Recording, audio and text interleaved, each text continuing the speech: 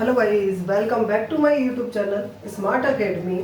और आज की जो वीडियो है हमारी वो है हिंदी व्याकरण की, और जिसमें हमारा टॉपिक रहेगा वो रहेगा समास यानी कॉम्बिनेशन। ठीक है, तो लेकिन आज की जो मेरी वीडियो है जिसका मेन पर्पज़ है बनाने का समास टॉपिक पर, कि जो कैंडिडेट KVS NVS में जो शॉर्ट लिस्टेड होते हैं उनका जो इंटरव्यू है वो 60 नंबर का है, और उसमें से 30 नंबर की जो डेमो टीचिंग है। ठीक है, तो आज उस डेमो टीचिंग पर मैंने ये समास टॉपिक लिया है।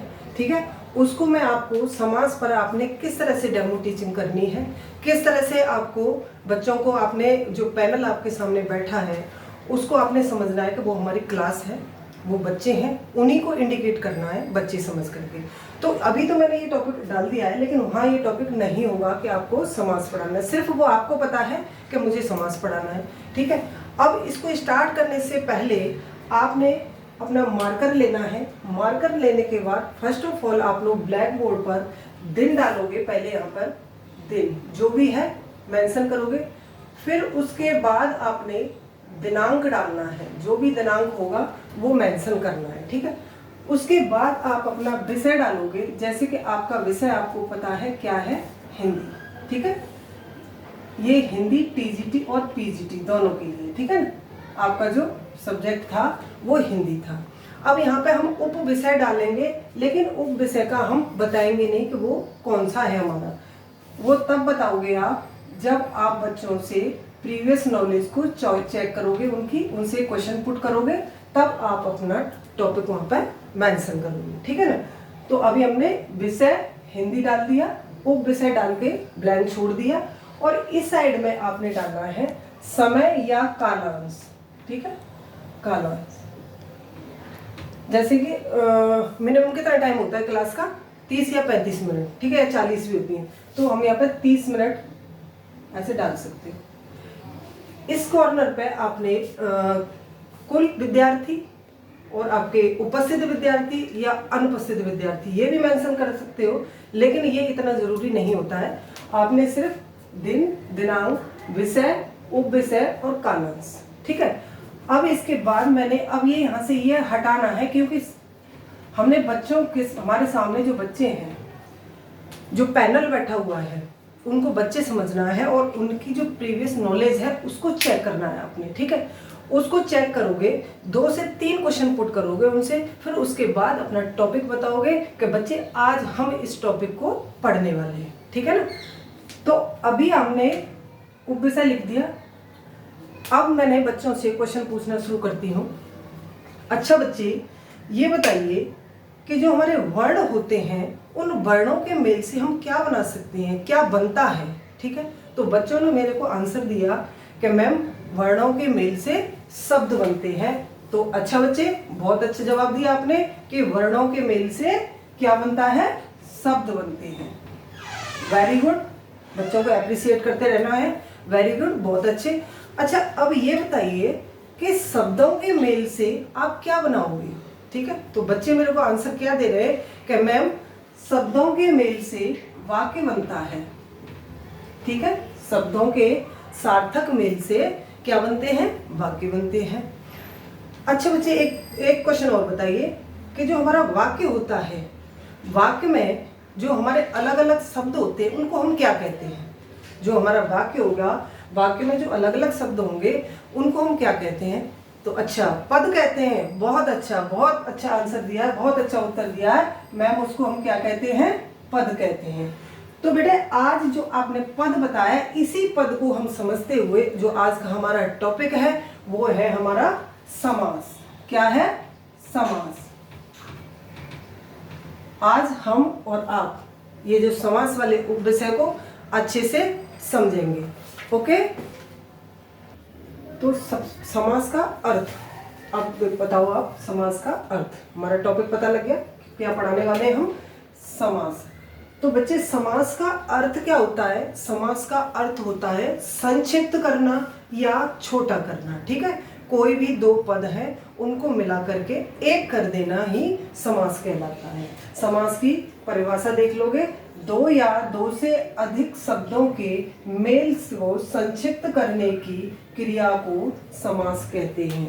समास में दो पद होते हैं और समास होने के लिए दो पद होना जरूरी है, ठीक है। एक तो होगा हमारा पूर्व पद और दूसरा होगा हमारा उत्तर पद, ठीक है ना। और समास जब आप समास का विग्रह करते हो तो उसके बीच में क्या आएगी, विभक्ति आएगी। ये सारी चीज हम समझते चलेंगे। पहले आप एग्जाम्पल देखो, आपने अर्थ देखा समास का, संक्षिप्त करना। परिभाषा क्या है, दो या दो से अधिक शब्दों के मेल को संक्षिप्त करने की क्रिया को समास कहते हैं, ठीक है। अभी हमने ये नहीं बताया कि दो पद, ठीक है। अब यहाँ एक एग्जाम्पल देख लेते हैं पहले कि राजपुत्र, तो पहला पद कौन सा है यहाँ पर, राज, और दूसरा कौन सा है यहाँ पर, पुत्र, ठीक है। अब ये जो मेरा था ये क्या था, ये समास था। क्या था, समास। समस्त पद बोलूंगी मैं इसको, समस्त पद, ठीक। ये मेरा क्या है, समस्त पद है। अब मैंने इन दोनों को समास विग्रह करना है। क्या करना है, समास विग्रह। जैसे राजा का पुत्र, राजा का पुत्र, ठीक है। तो ये क्या हो गया मेरा, समास विग्रह, समास विग्रह, ठीक है। क्या समझे आप कि एक जो शब्द होगा उसमें दो पद होंगे, ठीक है। उन पदों का अगर आप विग्रह कर देते हो तो वो आपका समास विग्रह हो गया। अगर आपने दोनों पदों को विभक्ति हटा के एक कर दिया है, समास बना दिया है, उसको क्या बोलेंगे हम, समस्त पद, ठीक है। राजा का पुत्र बीच में विभक्ति का आ गया तो वो क्या हो गया, हमारा समास विग्रह हो गया। तो इतना समझ आया होगा बच्चे आपको, समास का अर्थ संक्षिप्त करना या छोटा करना, और दो या दो से अधिक शब्दों के मेल से संक्षिप्त करने की क्रिया को हम क्या कहते हैं, समास कहते हैं। क्या संक्षिप्त किया मैंने, जैसे मेरे ये राजा का पुत्र लिखा हुआ था, इसको मैंने संक्षिप्त करके राजपुत्र लिख दिया, तो वो क्या हो गया, हमारा समस्त पद बन गया, यानी समास बन गया। जब समास का विग्रह किया तो विभक्ति बीच में आके क्या हो गया, राजा का पुत्र हो गया। अब इसमें क्या है बच्चे कि इसमें दो पद हैं, ठीक है। तो सबसे पहला जो पद है वो क्या है, आपका पूर्व पद है, और जो दूसरा पद क्या है वो उत्तर पद है, ओके। अब समास के प्रकार देख लेते हैं, ठीक है। समास के प्रकार किसके आधार पर, प्रधानता के आधार पर। इसमें होता है ना कि पहला पद प्रधान, किसी में दूसरा पद प्रधान। तो ये प्रधान क्या है, ये प्रधान का मतलब होता है मुख्य, ठीक है। मेन कौन सा है, तो इसी मेन के आधार पर, इसी प्रधानता के आधार पर जो हमारे समास होते हैं वो चार प्रकार के होते हैं, ठीक है।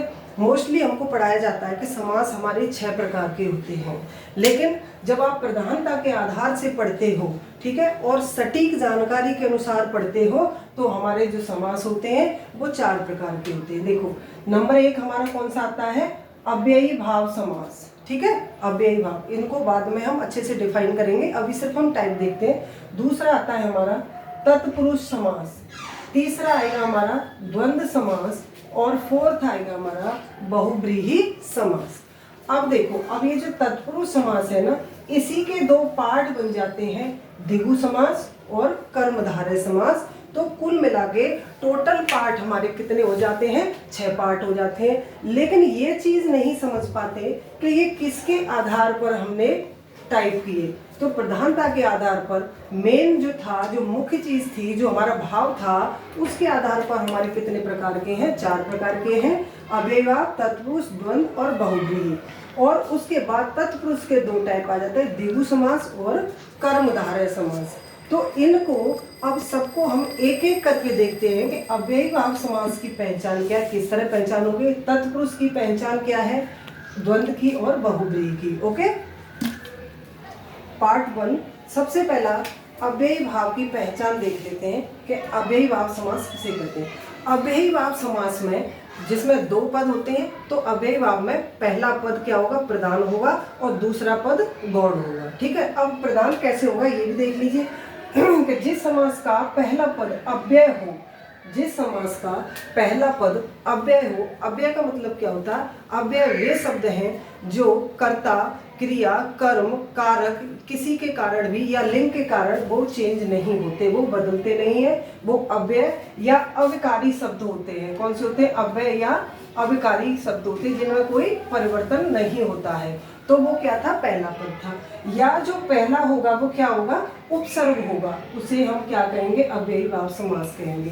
अच्छा, उपसर्ग क्या होते हैं? उपसर्ग और प्रत्यय वे शब्दांश, उपसर्ग के इसको कहते हैं वे शब्दांश जो किसी शब्द से पहले लग करके उस शब्द की विशेषता ही बदल देते हैं या उसका अर्थ ही बदल देते हैं।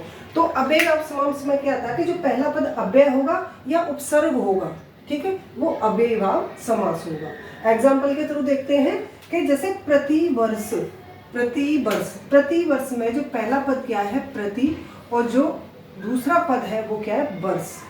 तो क्या हुआ आपका? प्रत्येक वर्ष। अच्छा, प्रति उपसर्ग, जैसे प्रति उपसर्ग से कोई 4 शब्द बनाइए, ठीक है ना। तो ये क्या था? प्रति उपसर्ग है और अव्यय है। किसी भी शब्द को इसके पीछे जोड़ सकते हो, लेकिन जो प्रति है वो प्रति ही रहेगा क्योंकि इसमें कोई विकार पैदा नहीं होगा क्योंकि ये अव्यय है। ओके, दूसरा देखो, यथाशक्ति। यथा में पहला जो आपका पद है वो क्या है? यथा, और दूसरा पद क्या है आपका? शक्ति। तो यथा क्या है बेटा? ये यथा क्या है आपका? प्रत्यय, उपसर्ग भी है, ठीक है, और अगर आज का मीनिंग निकाला तो शक्ति के अनुसार, ठीक है। दूसरा देखो, आमरण, आमरण। अब इसका पूरा मीनिंग पीछे वाले शब्द का क्या निकल रहा है? मरण, ठीक है। पहला सब पद क्या है आपका? आ क्या हो गया? ये आ आपका उपसर्ग है, ठीक है। आ उपसर्ग लगा करके आपने पीछे क्या बना दिया? आमरण, मरण तक, ठीक है। समझ आ रहा है ना अच्छे से? क्योंकि अव्ययी भाव का समास का मतलब ये है कि जो पहला पद अव्यय है, अविकारी है, जो चेंज होने वाला नहीं है, और दूसरा आपका चेंज हो जाएगा, तो उसका मतलब क्या निकला आपका? आमरण, मरण तक, ठीक है। लास्ट देख लीजिए, बेकाम। बे पहला पद बे और दूसरा क्या है? काम। दूसरे का मीनिंग निकलना चाहिए, ठीक है। बे क्या हो गया आपका? उपसर्ग हो गया, आपका अव्यय हो गया और अविकारी हो गया। वे काम, बिना काम के, ठीक है। तो अव्ययी भाव समझ आया कि पहला पद चेंज नहीं होगा, वो प्रधान है, वो मेन है, और जो दूसरा पद है वो गौड़ है, ठीक है ना। तो अब देखते हैं दूसरा वाला। ओके, दूसरा जो समास है अभी हमारा तत्पुरुष समास है, और तत्पुरुष के बारे में पहले आप परिभाषा देख लोगे तत्पुरुष समास की। इसको पहचानना कैसे है कि तत्पुरुष समास में उत्तर पद प्रधान है और आपका जो पूर्व पद था वो गौड़ था। अव्ययी भाव समास में आपका पूर्व पद प्रधान था, लेकिन आपका इसमें तत्पुरुष समास में आपका उत्तर पद प्रधान है और पूर्व पद क्या है? इसमें गौड़ होता है। पूर्व पद होगा वो विशेषण होगा और जो उत्तर पद होगा वो विशेष्य होगा। ये हमारे तत्पुरुष समास की पहचान होगी। अच्छा, अभी इसको विशेषण क्या है, विशेष्य क्या है, ये एग्जाम्पल से आप समझ लोगे कि जैसे मैंने ये लिखा है कूड़ा घर, ठीक है। अब कूड़ा घर क्या है? आपका समास है। अगर इसको समास विग्रह करते हो तो क्या बन जाता है आपका? कूड़े के लिए घर, ठीक है। अब इसमें से विशेषण और विशेष्य देखिए कि विशेषण कौन सा है कि पूर्व पद विशेषण है। पूर्व पद कौन सा है आपका? कूड़े के लिए, ये क्या है आपका? ये आपका विशेषण है, ठीक है।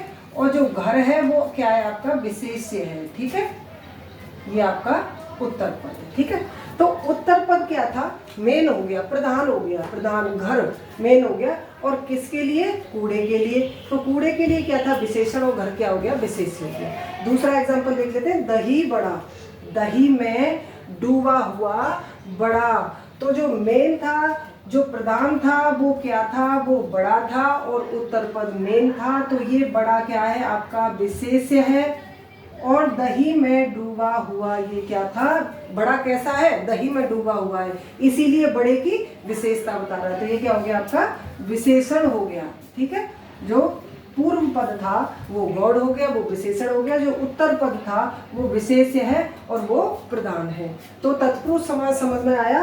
और तत्पुरुष समास में क्या है कि जब समास का आप विग्रह कर देते हो तो वहाँ आपकी विभक्ति आ जाती है, और जब उसको समस्त पद बना देते हैं तो यही विभक्ति लोप हो जाती है। देखो, कूड़े के लिए घर बना हुआ है, अगर आपने समस्त पद बनाया तो के लिए विभक्ति यहाँ से खत्म होने के बाद आपका समस्त पद क्या बन गया? कूड़ा घर। इसी तरह दही में डूबा हुआ, तो इसमें विभक्ति क्या है आपकी मैं, ठीक है। तो यहाँ से जब आपका मैं डूबा हुआ निकल गया तो क्या बन गया आपका पूरा दही वड़ा, ठीक है ना। तो हमारा क्या बन गया, वो समस्त पद बन गया। अच्छा, अब तत्पुरुष समास के भी कई भेद होते हैं। जिस तरह तत्पुरुष समास की हमारी जितनी विभक्ति होती है, जितने हमारे परसर्ग होते हैं, जितने कारक होते हैं, और उनमें हमने दो और ऐड कर देने हैं, वो हमारे तत्पुरुष समास के भेद होते हैं। जैसे कर्ता ने करण को करण से, संप्रदान के लिए अपादान से अलग, संबंध में पर अधिकरण में पर संबंध काकी के, और एक आता है उसमें नज तत्पुरुष, दूसरा दिव और कर्मधार है। ये आपके तत्पुरुष समास के भेद हो जाती है, ठीक है। कर्म तत्पुरुष, करण तत्पुरुष, संप्रदान तत्पुरुष, अपादन तत्पुरुष, संबंध तत्पुरुष, अव्यय अधिकरण तत्पुरुष, नज। अच्छा, ये समझ लीजिए, बाकी सब समझ आता थे, लेकिन नज तत्पुरुष जैसे न का भाव होगा इसमें, नज तत्पुरुष में न का भाव होगा। जैसे न धर्म, ठीक है। अगर इसका पूरा समास क्या कर दिया, न धर्म, ठीक है, न कर्म, तो ये होता है आपका नज तत्पुरुष। फिर आपका दिगु समास भी आपके तत्पुरुष समास का पार्ट है, और कर्मधारय समास भी तत्पुरुष समास का। इनको हम अलग अलग देखेंगे, ठीक है, इन दोनों पार्ट को। और अब मेरी तत्पुरुष समास की डेफिनेशन समझ आ गई। पूर्व पद विशेषण, उत्तर पद विशेष्य, समास प्रक्रिया में विभक्ति का लोप हो जाता है। एग्जाम्पल के थ्रू समझ लिया। अब देखते हैं हम आगे वाला, ठीक है। आगे वाला हमारा समास कौन सा होगा, अव्ययभाव हो गया, तत्पुरुष हो गया, और अब देखते हैं हम द्वंद्व समास। ओके, तो नेक्स्ट वन है हमारा द्वंद्व समास, ठीक है। अब द्वंद्व समास की पहले पहचान देखोगे कि जिस समस्त पद में दोनों पद प्रधान है, ठीक है, जिस समस्त पद में दोनों पद प्रधान होंगे वहां पर हमारा द्वंद्व समास होगा। इसमें न तो पूर्व पद प्रधान है न उत्तर पद, इसमें दोनों ही प्रधान है, गॉड कोई भी नहीं है, इसमें दोनों समान है। समानता का मतलब क्या होता है कि न वो अधिक है न वो अधिक, दोनों कैसे हैं, एक समान है। तो एक समान में एग्जाम्पल देखोगे भाई और बहन, ठीक है। इनमें क्या है, कोई भी न तो प्रधान है न कोई गॉड है, दोनों की पोजीशन घर में क्या होती है, बराबर होती है, ठीक है ना। तो भाई और बहन, लेकिन ये क्या था, हमारा समास विग्रह है भाई और बहन। जब हमने समस्त पद बनाया तो हमारा क्या बन गया, भाई बहन, और बीच में कौन सा चिन्ह मिलेगा आपको, बीच में योजक चिन्ह मिलेगा, ठीक है ना। बीच में आपको क्या मिलेगा, योजक चिन्ह। दूसरा देखो, अन्न और जल, अन्न और जल, ये क्या है, समास विग्रह है। अगर उसका समस्त पद बनाया तो अन्न योजक चिन्ह जल, ठीक है। अगला देखो, आशा और निराशा, तो आशा निराशा, योजक चिन्ह देखोगे कि द्वंद्व समास में जब आपका समस्त पद बनता है तो बीच में आपका योजक चिन्ह आ जाता है, अपना पराया, अपना और पराया, अपना पराया, ठीक है ना। तो ये चीज आपको द्वंद्व समास पहचानना सबसे ज्यादा इजी होता है, क्योंकि इसमें आपका और लगा हुआ होता है। जब आप समास समस्त पद बनाते हो तो योजक चिन्ह आ जाता है। अब इसके बाद हम नेक्स्ट देखेंगे अपना बहुब्रीहि समास। ओके, तो बहुब्रीहि समास, द्विगु समास, ठीक है। नेक्स्ट बने हमारा द्विगु समास। द्विगु समास की पहचान क्या है कि जिसमें पहला पद संख्यावाची हो, जिसमें पहला पद आपका पूर्व पक्ष में संख्यावाचक विशेषण होगा, वहां आपका द्विगु समास होगा। संख्यावाची मतलब 1 2 3 4 5 6 जो भी आएगा आपका संख्यावाची होगा पहला पद, तो वो आपकी पहचान किसकी हो जाएगी, द्विगु समास। वैसे मैंने द्विगु समास किस में बताया था, ये तत्पुरुष समास का ही पार्ट है द्विगु समास, ठीक है ना। तो द्विगु समास की पहचान क्या थी कि पहला पद संख्यावाची होगा। तो इसमें एग्जांपल देखोगे, चौमासा, चौमासा, चार मासों का समाहार, मास मतलब महीने, 4 महीनों का समाहार, उसको क्या बोला गया, चौमासा। चौमासा क्या था आपका, ये समस्त पद था, और जब आपने समास विग्रह किया तो क्या हो गया, 4 मासों का समाहार। अगला देखते हैं पंजाब। पंजाब क्यों नाम पड़ा था पंजाब का, पंजाब क्योंकि यहाँ 5 नदियाँ थीं, पंचनद, उनको पंचनद बोले थे, लेकिन यहाँ हमने द्विगु समास में इसका प्रयोग कर लिया कि पंजाब 5 आबों का समाहार, 5 आबों मतलब नदियों, 5 नदियों का समाहार है, इसीलिए उसका नाम पंजाब पड़ा था। तो कौन सा समास है पंजाब में, अगर आगे कभी आता है आपका कि पंजाब में कौन सा समास है, तो सोचने की जरूरत नहीं है, पंजाब में आपका कौन सा समास आता है, द्विगु समास। ठीक है, अब देखते हैं चौराहा। चौराहा किसको कहते हैं? एक सड़क ऐसे जा रही है और दूसरी सड़क उसको समकोण पर काटती है। चार राहों का समाहार, चार रास्तों का समाहार, जहाँ से चार रास्ते निकलते हैं, और संख्यावाचक क्या हो गया यहाँ पे, चार राहों का समाहार। तो समझ आया द्विगु समास के जो आपका पहला शब्द पद है वो क्या है, आपका संख्यावाची है। ठीक है ना, तो इतना समझ आया। अब देखते हैं हम आगे वाला। तो नेक्स्ट बना है हमारा कर्मधारय समास। ठीक है, अभी देखते हैं कर्मधारय समास। कर्मधारय समास से ही बोलने में कैसा लगता है, जिसने किसी दूसरे के कर्म को धारण कर लिया हो। कर्मधारय समास, इसमें क्या होता है कि इसमें जो आपका सब पहला पद होगा वो विशेषण होगा और जो दूसरा पद होगा वो विशेष्य होगा। ठीक है, जिसकी विशेषता बताई जाती है वो कैसा होगा, पहला पद होगा। जैसे एग्जाम्पल देखोगे कि नील कमल, नीला है जो कमल, कमल कैसा है, नीला है। तो कमल यहाँ पर क्या है बेटा, ये कमल यहाँ पर विशेष्य है। क्या है, विशेष्य है। और नीला क्या हो गया, नीला इसका विशेषण हो गया, क्योंकि ये कमल की विशेषता बता रहा है, तो नीला क्या है, विशेषण है। जैसे कि हमने डेफिनेशन में देखा कि कर्मधारय समास में पहला पद विशेषण है। पहला पद क्या है मेरा, विशेषण है, और जो दूसरा पद है वो विशेष्य है, क्योंकि कमल की विशेषता बताई गई है कि कमल कैसा है, नील कमल कैसा है, नीला है। ठीक है, नीला, नीला है जो कमल। ठीक है, नीला है जो कमल, विशेष्य कौन हो गया, कमल, और नीला उसकी क्या हो गया, विशेषता। विशेषता बता रहा है तो क्या हो गया, वो विशेषण हो गया। अगला वाला देखोगे महापुरुष। महापुरुष, अब ये देखो पुरुष कैसा है, महान है। पुरुष की विशेषता बताई है, तो पुरुष क्या है, विशेष्य है, और महान क्या है, विशेषण है। ठीक है, जो पुरुष हो गया वो आपका क्या बनेगा, वो विशेष्य, क्योंकि पुरुष की विशेषता बताई गई है, और पुरुष कैसा है, वो महान है। तो ये क्या हो गया बेटा, ये हो गया आपका विशेषण हो गया। ठीक है, तो ये समझ आ रहा है आपको कि कर्म धारा है, जिसने दूसरे के कर्म को धारण किया हुआ है, जो उसकी विशेषता बता रहा है, पहला पद दूसरे पद की, और जो दूसरा पद है वो आपका विशेष्य है, और जो पहला पद है वो विशेषण है। उसको क्या बोलेंगे हम, कर्मधारय समास।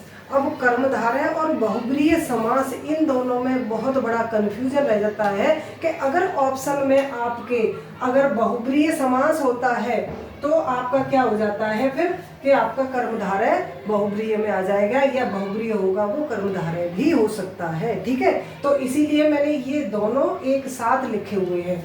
अब देखो, अब जैसे यहाँ था कि नीला है जो कमल, महान है जो पुरुष। ठीक है ना, तो अगर ऑप्शन में कर्मधारय नहीं होगा तो बहुब्रीहि में जाए। अब बहुब्रीहि की परिभाषा देख लेते हैं कि जहाँ पहला और दूसरा पद मिलकर के किसी तीसरे पद की ओर संकेत करता है। यहाँ पर कोई पद प्रधान नहीं है, यहाँ दोनों पद मिलकर के किसी तीसरे की ओर संकेत करते हैं। जैसे हम एग्जाम्पल में देखोगे, मैंने देखा गजानन, गज के जैसे आनन वाला। आनन का मतलब क्या होता है, कान। गज के जैसे, हाथी के जैसे आनन वाले कौन होते हैं, वो गज के जैसे आनन वाले किसको कहते हैं, गजानन, गणेश भगवान को। तो इन दोनों पदों ने मिलकर के गजानन, इन दोनों पदों ने मिलकर के किसकी ओर इशारा किया, गणेश भगवान की ओर। क्या, गज के जैसे आनंद वाला गणेश भगवान। ठीक है ना, अब दूसरा एग्जाम्पल लिया मैंने, नीलकंठ, नीला है कंठ जिसका। अब इसको अगर आप, कंठ कैसा है, नीला है, नीलकंठ। ठीक है, तो भगवान शिव के लिए इंडिकेट हो रहा है, संकेत जा रहा है। लेकिन अगर कभी एग्जाम में आपके क्वेश्चन में अगर बहुब्रीहि समास नहीं दे रहा है और सिर्फ नीलकंठ दे रखा है, तो नीला है कंठ, गले की विशेषता क्या बताई जा रही है कि कंठ कैसा है, नीला है, और ऑप्शन में आपके बहुब्रीहि समास नहीं है, तो आपका कौन सा समास हो जाएगा, ये आपका कर्मधारय समास हो जाएगा। ठीक है, ये चीज हमेशा समझ के चलोगे कि जो बहुब्रीहि समास है, अगर ऑप्शन में आपके बहुब्रीहि नहीं होता है तो वो कर्मधारय हो जाता है। ठीक है, जैसे गजानन, गज के जैसे आनन वाला, उसके आनन कैसे हैं, हाथी के समान है, लेकिन बहुब्रीहि में ऑप्शन में नहीं है तो कर्मधारय। ऐसे ही नील कमल नीला है कमल, अगर ऑप्शन में कर्मधारय नहीं होगा तो आपका कौन सा आ जाएगा, बहुब्रीहि समास आ जाएगा। तो आपको इस वीडियो में ये समास आपको अच्छे से समझ आए होंगे। और ये डेमो टीचिंग तो था ही, लेकिन ये ऑल क्लासेस के लिए है, आपके 6 to 12 क्लास के लिए समास है। और आपको, मुझे आशा है कि आपको इस वीडियो को देखने के बाद आपको समास अच्छे से समझ आए होंगे। और जो भी आपके एग्जाम में कभी भी बैठते हो कॉम्पिटिटिव एग्जाम में, तो आपके 2 से 4 क्वेश्चन आपके समास से ज़रूर बनते हैं, ठीक है। और आप वीडियो के साथ जुड़िए और लाइक करिए एंड शेयर करिए। Thank you and have a nice day.